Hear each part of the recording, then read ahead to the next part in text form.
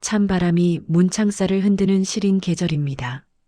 동장군이 기승을 부리면 무릎 끝부터 차가운 기운이 스며듭니다.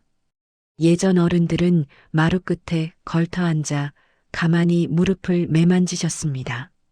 거창한 약재도 아니고 값비싼 치료도 아니었습니다. 그저 볕이 잘 드는 곳에서 행하던 5분의 정성이었습니다. 삐걱대던 무릎 연골을 부드럽게 다스리던 노인들의 숨겨진 습관. 오늘 그 고요하고 강력한 지혜의 문을 열어봅니다. 마루에 걸터 앉은 어른들의 뒷모습을 본 적이 있으신가요? 시린 바람이 불어오면 무릎은 가장 먼저 계절을 알아챕니다. 연골이 닳아 뼈와 뼈가 맞부딪히는 소리는 서글픈 세월의 소리였지요. 하지만 선조들은 그 아픔을 그저 늙음의 탓으로만 돌리지 않으셨습니다. 몸 안에 차가운 수기를 몰아내고 따스한 양기를 불어넣는 법을 아셨지요. 화로 곁에서 무릎을 데우던 그 정갈한 몸짓 속에 비결이 있습니다. 이제는 잊혀가는, 그러나 우리 몸이 간절히 원하는 그 시절의 다스림. 그 소박하고도 깊은 이야기를 지금부터 하나씩 풀어내 보겠습니다. 동장군이 오면 무릎은 물기 가득한 고목처럼 무거워집니다. 젊은 시절 길러둔 기운은 어느새 마르고 찬 기운만 남았기 때문입니다. 어른들은 이를 보고 무릎에 수기가 찼다고 말씀하셨습니다. 흐르지 못하고 고인 차가운 물은 연골을 굳게 하고 뼈를 시리게 합니다. 밤잠을 설치게 하는 그 욱신거림은 몸이 보내는 마지막 호소였지요. 우리는 그저 파스 한 장의 의지에 이 신호를 외면하곤 합니다. 하지만 덮어둔다고 해서 차가운 기운이 스스로 물러나지는 않습니다. 오히려 방치된 수기는 뼈 사이를 더 비집고 들어와 자리를 잡습니다. 선조들은 이 고인 기운을 억지로 밀어내려 하지 않으셨습니다. 막힌 길을 뚫고 훈풍을 불어넣어 스스로 흐르게 만드는 법을 보셨지요. 우리는 무릎이 아프면 무언가 대단한 것을 채우려고만 합니다. 좋다는 약재를 가득 따려 마시고 뼈에 좋다는 음식을 찾아 헤매지요. 하지만 선조들의 생각은 조금 달랐습니다. 무릎이 시린 것은 채워지지 않아서가 아니라 비워내지 못했기 때문입니다. 꽉 막힌 하수구에 맑은 물을 부어봐야 흐르지 못하는 것과 같습니다. 연골을 갉아먹는 것은 세월만이 아니라 그곳에 머무는 차가운 습기입니다. 어른들은 이 습기를 말리는 것을 가장 먼저 하셨습니다. 마치 젖은 빨래를 볕에 널어 눅눅함을 털어내듯 말입니다. 무작정 걷고 움직이는 것이 정답은 아닙니다.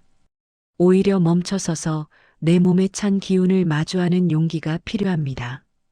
우리는 너무 바삐 사느라 내 무릎이 보내는 서늘한 경고를 잊고 있었습니다.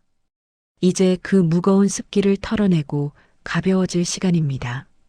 그저 마루 끝에 걸터 앉는 것만으로도 치료는 시작됩니다. 햇살이 가장 길게 내려앉는 정오의 툇마루를 찾으셨지요. 바지를 살짝 걷어 올리고 두 무릎을 따스한 볕 아래 내놓습니다. 하늘이 주는 천연의 온기는 그 어떤 약보다 깊이 뼈마디를 파고듭니다. 어머니께서 아픈 배를 쓸어주시던 그 부드러운 손길을 기억하시나요? 그 다음은 두 손바닥을 비벼 뜨거운 열감을 만드셨습니다. 그 열기가 식기 전 무릎 주위를 동그랗게 감싸며 지그시 누릅니다. 마치 언 땅을 녹이는 봄볕처럼 손의 온기가 연골 사이사이를 적십니다. 이때 급하게 서두르는 법이 없었습니다. 한 번을 만져도 기운이 뼛속까지 닿도록 천천히, 아주 천천히 움직입니다. 기억하시나요? 할아버지께서 마루에 앉아 곰방대를 옆에 두시고 무릎을 툭툭 치시던 모습을요. 손바닥으로 가볍게 무릎을 두드리면 막혔던 혈길이 열리고 수기가 흩어집니다. 그것은 단순히 뼈를 치는 것이 아니라 잠든 생명력을 깨우는 소리였습니다. 혹시 무릎이 시려 잠 못 이루는 밤이 있으셨나요? 그 짧은 5분의 다스림이 당신의 무릎에 따스한 봄을 불러올 것입니다. 그 소박한 정성이야말로 세월을 이기는 가장 강력한 비결이었음을 잊지 마세요. 하지만 무조건 두드린다고 다 좋은 것은 아닙니다. 오히려 독이 되는 손질법이 있다는 사실을 아시나요? 연골이 이미 얇아진 상태에서 힘만 주어 누르는 것은 뼈를 깎는 것과 같습니다. 어른들은 손바닥에 어느 부위를 써야 하는지도 엄히 가르치셨지요. 그 미묘한 차이가 무릎을 살리기도 하고 더 상하게도 했습니다. 잠시 후에는 무릎을 만질 때 절대 건드리지 말아야 할 금기 부위를 알려드립니다. 이곳만은 피해야 선조들이 누렸던 5분 지혜의 온전한 복을 누릴 수 있습니다. 끝까지 함께 하시어 당신의 소중한 무릎을 지키는 마지막 퍼즐을 완성하시길 바랍니다. 예전 어른들은 무릎을 만질 때 손바닥 중앙에 움푹한 곳을 쓰셨습니다. 그곳에서 나오는 기운이 뼈의 냉기를 가장 잘 빨아들인다 믿으셨지요.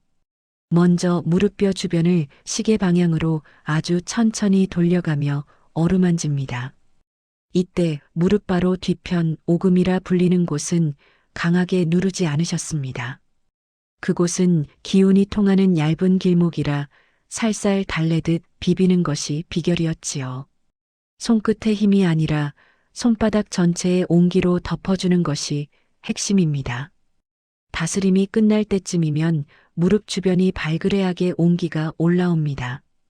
그것은 죽어있던 혈색이 돌아오고 차가운 수기가 증발했다는 증거입니다. 일어나기 전에는 반드시 무릎을 가볍게 3번 굽혔다 펴며 기를 닦으셨습니다. 갑자기 서두르지 않고 몸이 바뀐 기운을 받아들일 시간을 주신 것이지요.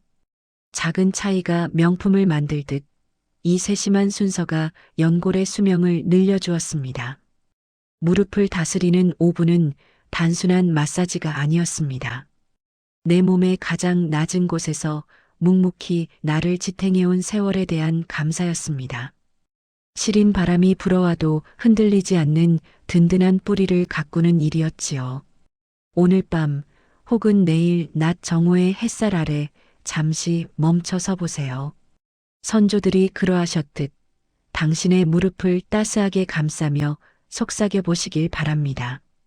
그 작은 온기가 당신의 걸음을 다시 가볍게 하고 남은 생의 길을 더욱 멀리 그리고 평온하게 안내해 줄 것입니다.